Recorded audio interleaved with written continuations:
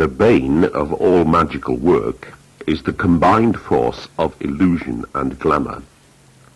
As my apprentice in this voyage of discovery into chaos, we shall have none of this, neither the old Aeon elitism, nor the new Aeon superciliousness.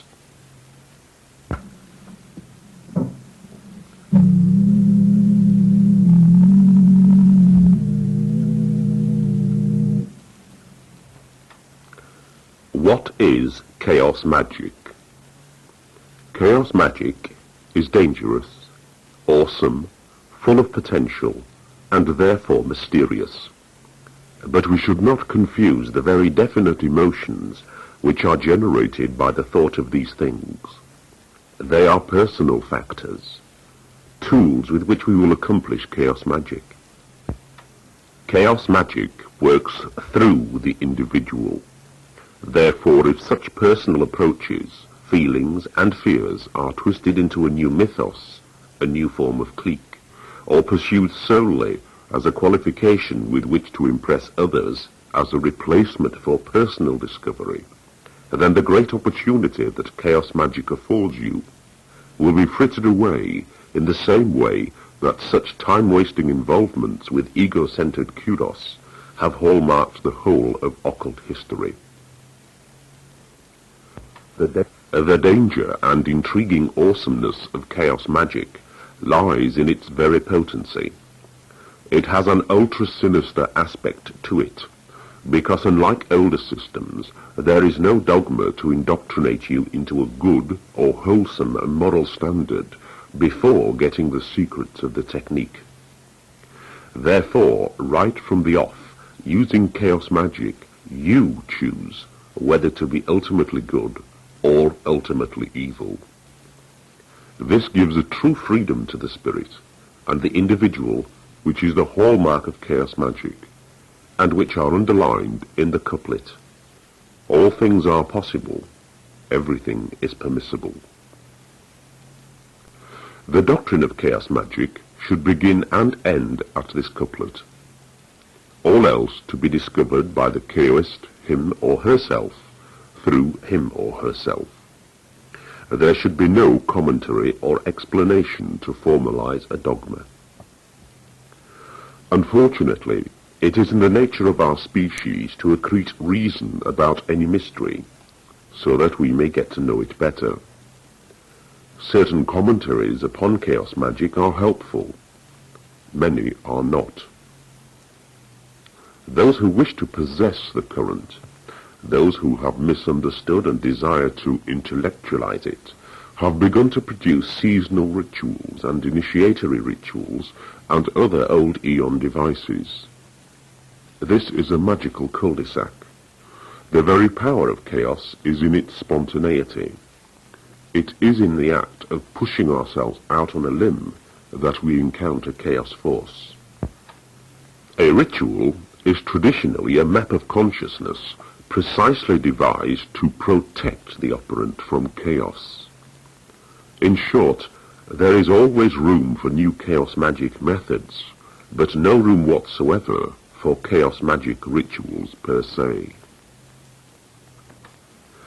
Being chaos, the void has no attributes save itself. This leaves a difficulty in describing it, because it is not an it. It is not even a method, although methodology is growing up around it at an alarming rate. Chaos Magick is a non-dualistic gateway which has cheated even those who originated it by being so multifarious that its impetus will always be shrapnelled. Chaos Magick will always grow independently of any one source.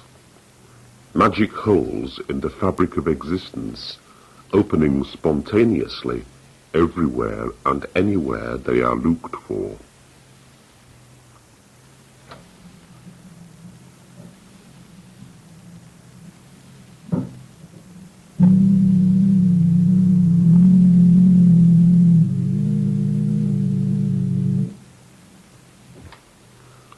Magic, politics, and sociology. Making magic your lifestyle. In recent years, magic has been bound up a great deal with political preference. Most emergent magical systems of the present day, such as Thelema and paganism, are popular precisely because they combine a socio-political belief with a magical appreciation of our universe. Most people require frameworks upon which to peg their opinions and preferences, and a mix of magic and politics is a holistic system which makes more sense out of our being here than plain politics alone. Politics, of course, has nothing whatsoever to do with chaos magic, for politics is the art of manipulating others into a communal society which adheres to the preferences of a group. Chaos magic gives the lie to politics by showing us that all our efforts to bring order to this dimension are foolhardy in the extreme. Attempts to organize are attempts to increase the certainty of our being. Life force is spontaneous, and evolution itself is spontaneous. Energies, whether good or bad, will always find a point of balance eventually, which is why good can come from evil, and vice versa. Trying to constrict universal energies into our own narrow human requirements will always be fraught with failure. No matter how safe we make the motor car, and regardless of the condition of the road we drive upon, purely by being within a sphere of action, in this instance driving, we are vulnerable to the caprice of spontaneity. All accidents occur when people are absent-minded or weren't looking. How many people have excused themselves by pleading their innocence with, "I didn't know what I was doing. I didn't realize what effect it would have." Phrases like, "He has taken leave of his senses," and "it all happened in a flash," are common wisdom testimony to the fact that, try as we might, with politics or social reform, all living things are subject to the flow of chaos. An over-politicized society is stultified and unable to cope with the swift changes of consciousness which can occur within the population when their consciousness develops in response to spiritual and magical considerations. How much more unstable, then, is a system which combines magic and politics? Of course, with chaos magic, the principle is that you can experience anything you wish as you wish it. Do what thou wilt shall be the whole of the law. So it is up to you where and when and with what you involve yourself. Once understood, however, the accretion around chaos magic of a dogma of any type which is remotely sociological or political smacks of replicate traditionalist elitism, and has been proved historically as a waste of time.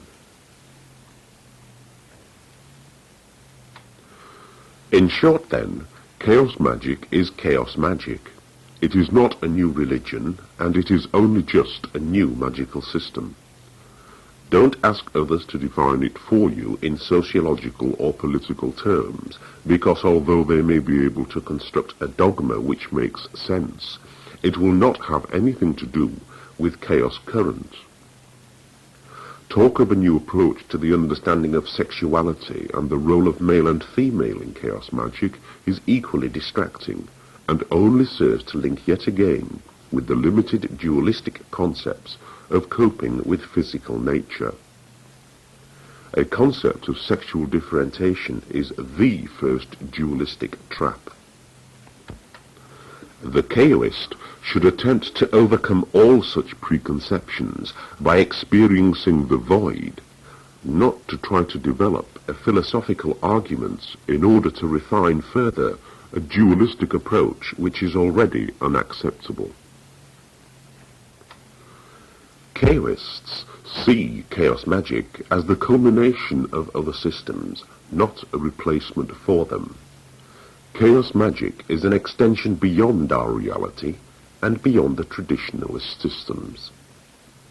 The new occultist will find within the complexity and very variety of traditional paths a mix of methodology which suits his or her nature, and, when he or she has honed their talents on these tried and tested systems, the next step must be the void and the necessary development of Chaos Magick, and its description as a system simply underlines the trap humans fall into when needing to conceptualize.